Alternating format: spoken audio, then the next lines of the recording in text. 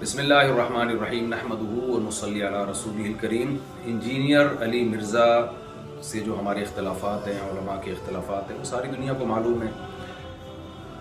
جناب انجینئر علی مرزا کے نظریات سے ہم متفق نہیں ہیں، میں جہلم بھی گیا اسی سلسلے میں، لیکن جب تک دلائل کا جواب دلائل سے چل رہا تھا معاملہ ٹھیک تھا۔ اب ایک فتویٰ آیا ہے سامنے جو بڑا پھیلایا جا رہا ہے، ایک مولانا صاحب کی طرف سے فتویٰ دیا گیا کہ جی انجینئر صاحب کا قتل جائز ہے۔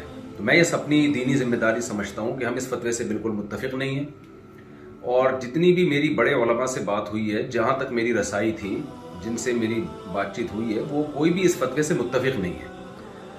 تو لوگ اس فتوے کو علماء کا متفقہ فیصلہ نہ سمجھیں، کیونکہ ہمارے ملک میں پہلے قتل و غارت بہت ہوئی ہے۔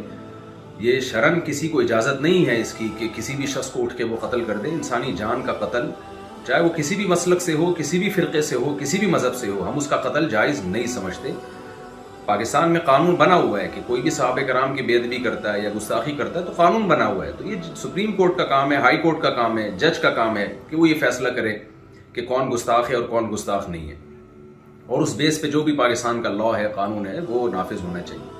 لیکن یہ جو ایک فتویٰ دیا گیا ہے کہ جی اٹھ کے قتل کر دیا جائے، یہ بالکل ٹھیک نہیں ہے۔ میرے 20 اختلافات ہیں انجینئر علی مرزا سے، میرے کیا اہل سنت والجماعت کے علماء انجینئر علی مرزا کے عقائد کو درست نہیں سمجھتے، لیکن قتل و غارت کے فتوے دینا، انسانی جان غیر محفوظ ہو جائے ہمارے ملک میں، یہ بالکل جائز نہیں ہے۔ ہم اس کی پرزور مذمت کرتے ہیں، اور اس کو علماء کا فتویٰ نہ سمجھا جائے۔ ایسا نہ ہو کل کوئی سرپھرا اٹھے اور کسی انسان کو قتل کر دے گستاخی کی بیس پہ، بے ادبی کی بیس پہ، تو یہ بالکل غلط ہے۔ ہم اس کی بھرپور طریقے سے مذمت کرتے ہیں، اور علماء بھی، جہاں تک میری رسائی علماء سے ہوئی ہے، وہ بھی اس عمل کو جائز نہیں سمجھتے۔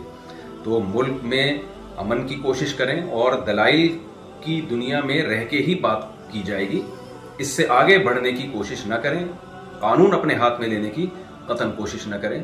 یہ جو ریسنٹلی فتویٰ آیا اور سوشل میڈیا پہ پھیلایا جا رہا ہے، بالکل غلط ہے۔ قرآن و سنت کی روشنی میں اس فتوے کا کوئی سر نہیں بنتا، اور وہ پھر یہ ہے کہ ذرا سی کسی کی بات زبان سے کوئی لفظ نکلتا ہے نا، لوگ اس کو پکڑ لیتے ہیں۔ جنید جمشید کے ساتھ ہوا، مولانا طارق جمیل صاحب کے ساتھ ہوا، اور سیالکوٹ کا جو واقعہ ہوا تھا، ہم تو یہ جو واقعات تھے، ان کے زخم ابھی چاٹ رہے تھے کہ جناب ایک اور فتویٰ مارکیٹ میں آ گیا کہ جی فلاں کو قتل کر دیا جائے۔ یہ بالکل درست نہیں ہے۔ تو خدارا جو مذہبی لوگ ہیں وہ جنون کی حد تک آگے بڑھنے کی کوشش نہ کریں، پاکستان کا، اسلام کا امیج دنیا میں خراب کرنے کی کوشش نہ کریں۔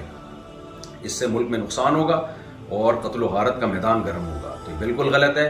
لہذا میں ابھی نیچے آیا ہوں گھر سے اتر کے، صرف اس کلپ کو ریکارڈ کروانے کے لیے، کیونکہ مجھے نہیں معلوم تھا کہ اس طرح کا سوشل میڈیا پہ کوئی فتویٰ پھیلایا جا رہا ہے۔ تو دیگر علماء سے بھی میرا مشورہ ہوا، تو سب کا یہی مشورہ تھا کہ ہمیں فوراً اس کے خلاف ایک بیان ریکارڈ کروانا چاہیے، اس فتوے کے خلاف، کہ یہ علماء کا فیصلہ ہرگز نہیں ہے، نہ قرآن کا ہے، نہ حدیث کا ہے، اور نہ علماء کا فیصلہ ہے۔ اس سے ملک میں فساد پھیلتا ہے، اور اللہ تعالیٰ فساد پھیلانے والوں کو پسند نہیں کرتے۔ تو ملک میں ہر ایک کی جان محفوظ ہونی چاہیے، چاہے وہ کسی بھی مسلک سے اس کا تعلق ہو، یا کسی بھی فرقے سے، یا کسی بھی مذہب سے، کوئی بھی رائے ہو۔ دلائل کی دنیا میں آپ ضرور ڈیبیٹ کریں، دلائل کی دنیا میں آپ ضرور ایک دوسرے کو چیلنج دیں، اور اگر آپ سمجھتے ہیں کہ کسی نے کوئی کام ایسا کیا ہے جو آئین کے خلاف ہے، اسلام کے خلاف ہے، تو لا کے ذریعے اس میں پنشمنٹ کی کوشش کی جائے، قانون کا سہارا لیا جائے۔ جج فیصلہ کرے گا کہ کیا سزا بنتی ہے یا نہیں بنتی۔ اللہ تعالی ہمارے ملک کو ہر قسم کی اندرونی اور بیرونی سازشوں سے پاک فرمائے، اور اس شر سے اللہ تعالی ہمارے کنٹری کو محفوظ فرمائے، اور عالم اسلام میں محبت اور اتحاد پیدا فرمائے، اور ہماری سب کی جانوں کو اللہ تعالی محفوظ فرمائے، اور یہ جو مذہبی شدت پسندی ہے، اس شدت پسندی سے اللہ تعالی ہم سب کی حفاظت فرمائے۔ وما علینا الا البلاغ۔